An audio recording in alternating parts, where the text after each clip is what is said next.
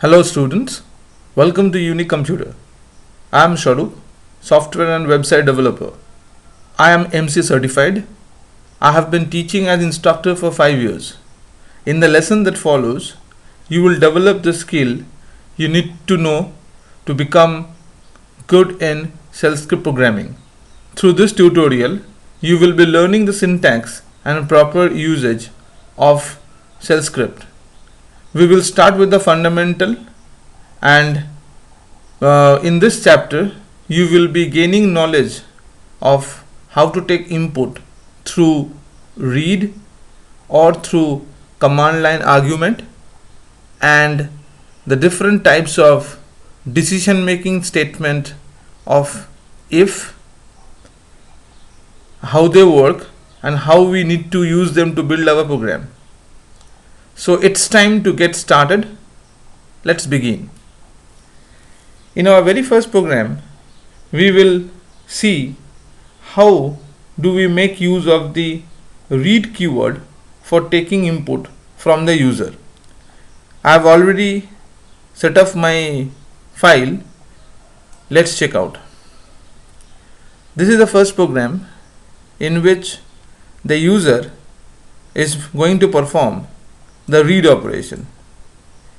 After this printing of the very first statement, where the program would ask the user to enter 2 number, the user need to provide 2 number, and then these 2 number will be taken into the variable with the help of read keyword. Then we are going to perform a computation, and this computation will be performed with the help of the keyword called let. Please take a note, when we are using the let keyword, we are not making use of any variable declaration. We are not making use of any dollar followed by the variable. We are just making use of the variable, like c equals to m plus n. This syntax would be very much differentiate when we would go for the syntax of express, expr, which we will see in the following programs. After the computation gets done, the result is been stored in the variable c, and then we are going to print the result. When we are printing the result, we are using the dollar sign before the variable. As you must know that whenever we are storing any value into the variable, we will not use any dollar before the variable, like the way we have done over here.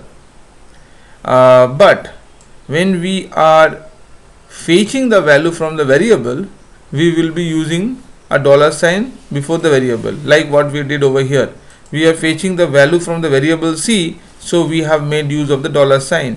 This would allow the compiler to fetch the value from this variable and will be displayed. The same thing we done over here also. We went with the let operation. We did the computation, and the value is been stored in the variable c, which has been displayed over here with the dollar sign. And lastly, we went for the average. The result gets stored in the variable c, and then we displayed the output over here.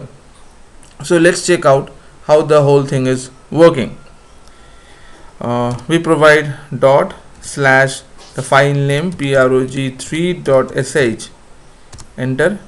Here we are going to provide 2 numbers, enter 2 numbers, enter 2 number, the value 20 we are providing a space, and then we are giving the value 10. So please take a note, when we are giving the first value, we need to provide a space, and then we provide the second value, and this would allow the first value getting stored in the variable m and the second value getting in this variable n, and then we are hitting the enter. Here comes the result.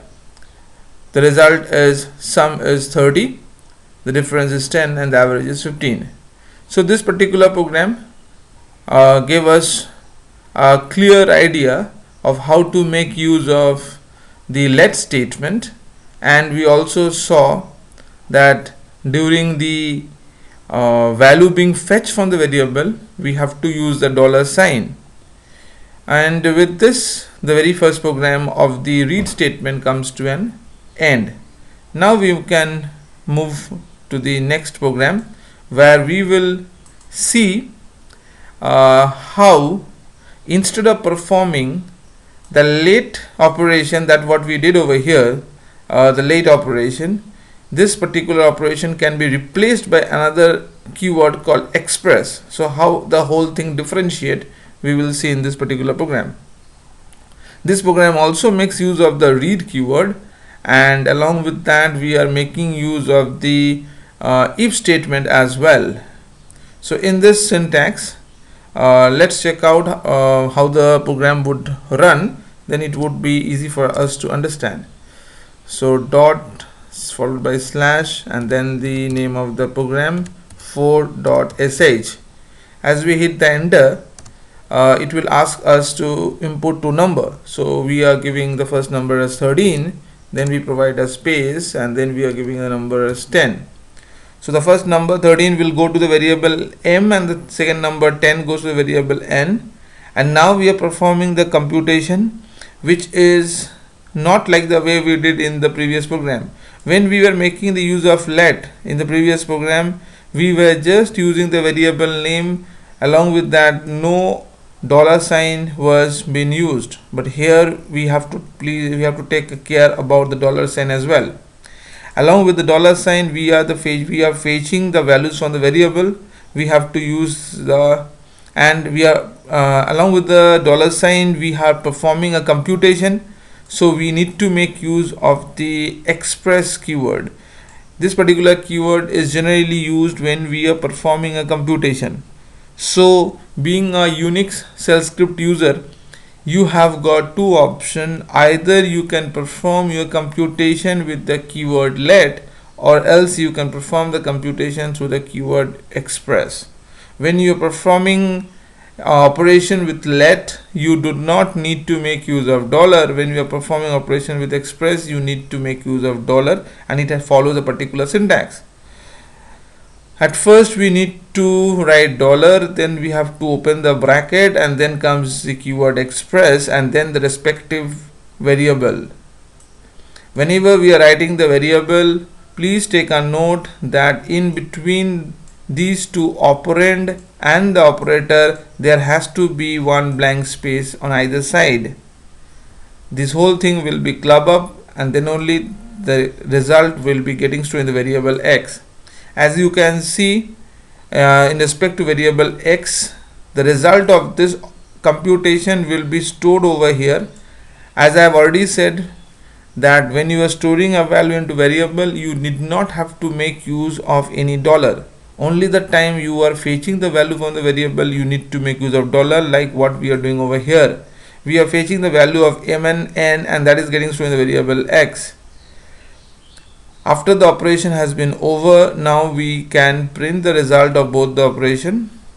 So when you are printing the result of both the operation, you are free to write the echo statement in this way. That is, in this whole string I have also included my operand within the quote. But in the previous program, if you please see, the operand was outside the quote.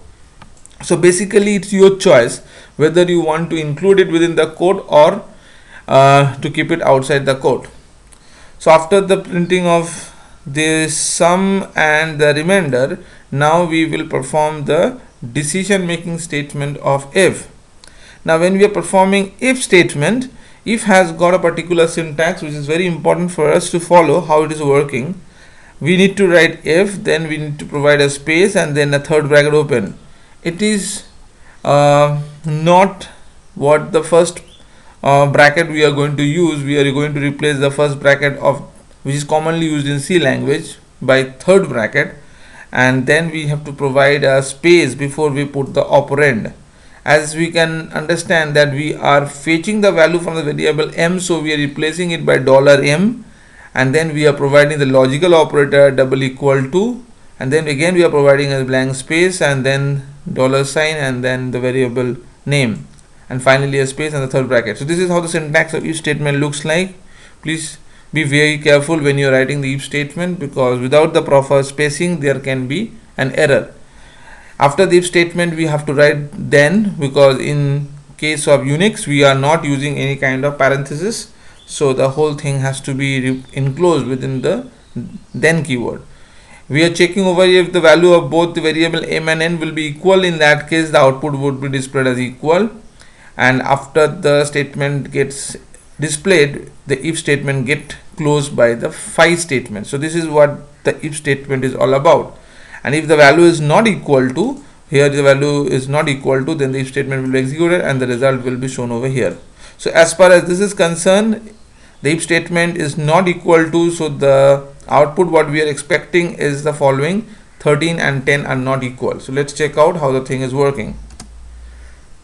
Yes, we have already seen the sum, we have seen the remainder, and the following statement 13 and 10 is not equal. So by the end of this particular program we have seen that how to take input from the user using the read keyword, how to perform the computation. Either you will be using the let keyword or you will be using the express keyword. What kind of syntax you need to follow when you are using the let keyword, what kind of syntax you need to follow when you are using the express syntax. You just check it out, and what kind of syntax you have to follow when performing the if statement.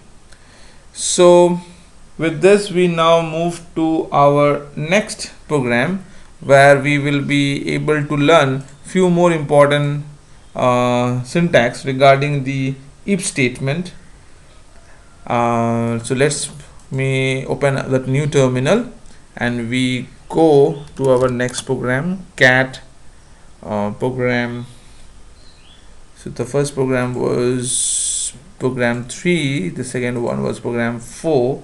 So now we move to the program 5, program 5.sh. Yes, the previous program we have just merely made use of the if statement, as we know that else is not the compulsory part of the if.